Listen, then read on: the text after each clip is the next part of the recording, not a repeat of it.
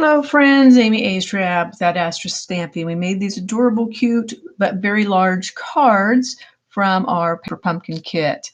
And as promised, I told you I would show you how to make some envelopes for these to fit into. So you're going to need an 8.5 by 11 inch sheet of either heavy paper, or I am using a lightweight cardstock. It's just some I bought from a craft store. So what I'm going to do is I'm going to place this in my trimmer and use my scoring blade, and I'm going to be scoring along the bottom edge at 1/2 inch. So 1/2 inch, and be sure you're using your scoring blade and not your cutting blade, and give that a nice score. It's going to form the bottom flap of our card. I'm going to flip that around and I'm going to score the top flap at 1 inch. Now you're not going to want to leave any more than an inch or your card is not. Okay, so I think our dimensions are 2 3/4 inch. Actually, we're going to go to 2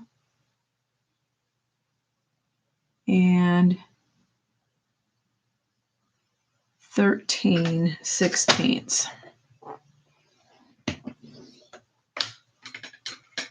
And then I'm going to flip the cardstock around, and I am going to measure to 2 13/16 again from this side, making sure I'm using my scoring blade and not my cutting blade to give that a nice score. Now, when I fold this, I should have enough to overlap these sides. Yes.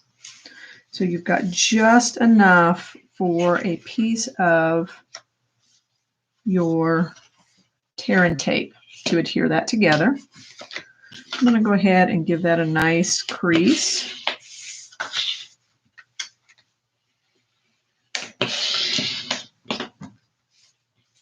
And then I'm going to open it back up. And I'm going to just take my snips and I'm going to cut away these corner edges. So I'm going up to my score line at the 1/2 inch. And I'm just going to trim that away right along that score line. And I'm going to do that on both sides of the cardstock.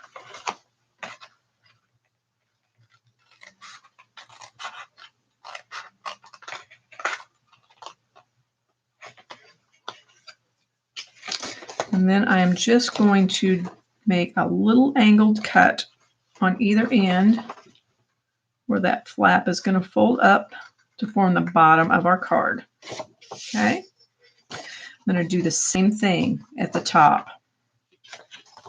I'm just going to cut down from the top to right along that score line or that fold line, right down to my score line. And I'm going to cut that away.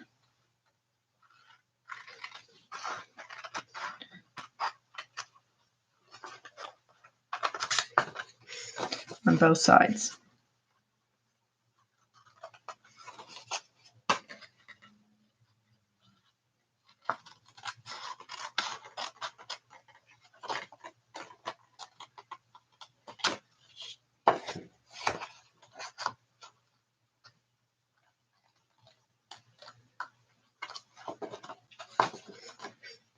And again, I'm just making some little angled cuts so that I have a flap that will fold down nice and pretty. Okay, now it's time for tear and tape.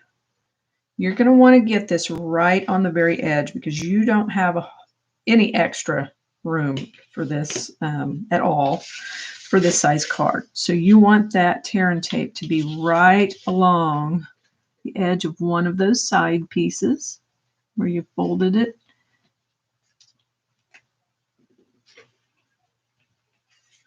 So just lay that down right along the edge.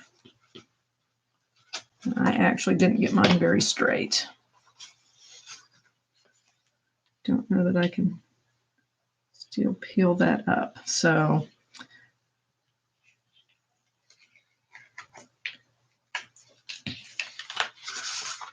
what I'm going to do is I'm just going to fold the extra tape back on itself so that it doesn't get to the inside of the envelope.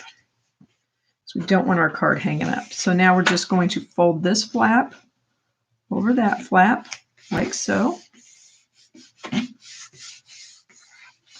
If you have a little adhesive hanging out, you may have to decorate a little bit. If it's sticky and you just want to get rid of the sticky, use your embossing buddy. You just kind of put that embossing powder or that non-stick anti-static powder on there, and it'll take the sticky away. And then we can just decorate that with some fancy paper later. This at least gives you an idea of how this is going to work.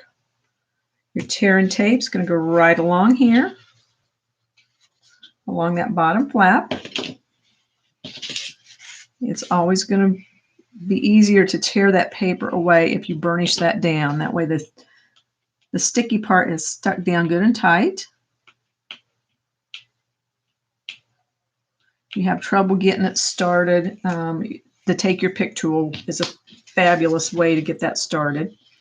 Now that's just going to fold up, and I like to start from the middle and carefully work my way to the outer edges so that it lays nice and flat all the way across. Give that a good crease with your bone folder. Now it's ready for our card. So I'm going to just slip that in there to show you how that's going to go. You don't have a lot of extra room. And now we can just put a piece of tear and tape right across this top flap. And that does not even need to be taken off until you're ready to seal the card up. You can just give that a good burnish so that it'll stay. And then when you're ready to mail your envelope, you can just peel that away, fold your flap down. You might want to go ahead and give it a nice burnish now so that it's good and ready to go. But there we have a beautiful envelope that fits our larger cards that we have created. Now I'll show you just a quick and easy way to decorate that for the maybe you've got some strips of DSP left over from last year or some other project that you've created. You can pop that on there to decorate it. And then no one will ever even see that seam. You could even use DSP. If you've got like a 12 by 12 DSP, you could make the whole envelope out of DSP if you wanted to. I'm probably going to look for something that coordinates a little bit better with my card than this color does. But that is my plan for the envelope.